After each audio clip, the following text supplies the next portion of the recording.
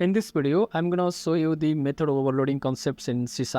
In previous videos, we have already seen about the polymorphisms and the method overriding. There are especially two types of polymorphisms. One is the compile time polymorphisms and another one is the runtime polymorphism. So if we talk about the method overriding, we have already discussed about the previous video.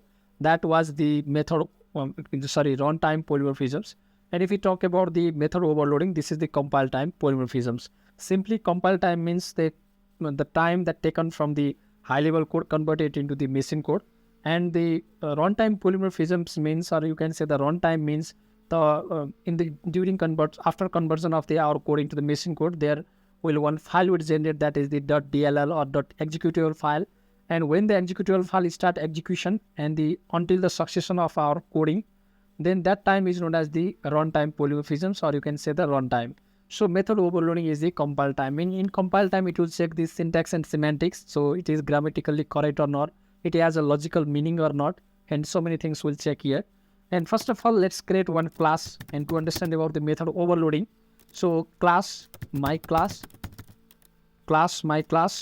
and inside this class I can create one method, that is public wait add function, and we can call it as a method. And inside the add I can give two parameters, int a comma int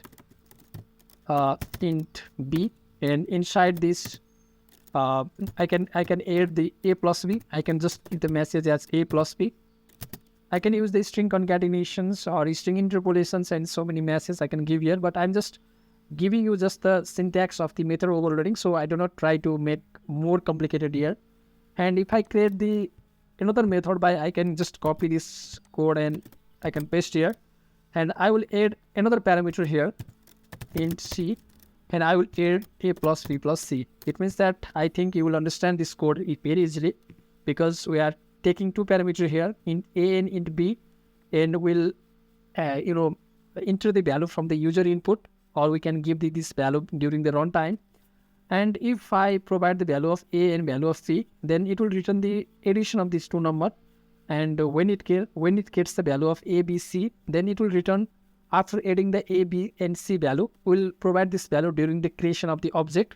So if I create the main function is also here, like public, and you can say the static void main string args. And if I create the object of this class, that is my class c is equals to new my class, and I can access the method through this reference variable and c add 1, 2. What will be the output if I provide the parameter as 1, 2? If I provide the value of 1 and 2, then this first method will execute here, and it will get the value of a as 1 and value of b as 2, and it will return the addition of the two number, that is 1 plus 2. If I run this code by pressing Ctrl F5 or simply the run button, then you can see that 3 is our output. So you can say this is 1 plus 2 is 3.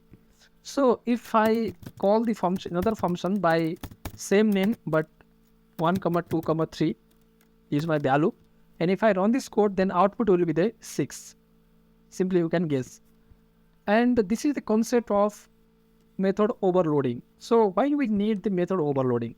Now we can see we can create the same structure, or you can say the same name of the function, but we are providing the different parameter.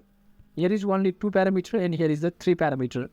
And this is the concept of reusability of the code. We can reuse the code. We do not have to create the different name functions to do the same types of tasks. So we are doing the same types of tasks. Or we can do the multiplications or whatever. We are not related to the inside the function body, but also we can create the same name function. So, and this is the as already told you that the polymorphism means the many forms. So it has the one name and it has the different the functionalities or different work is here. So only the name has this add only, and this is the concept of method overloading. And in previous videos we have already discussed about that the method overriding concept, that is the runtime polymorphisms. And we must have to override that method, or we can modify that method, or we can use in the direct class. But here we only makes the difference is that the parameter in a function parameter. So hope you will understand about this video.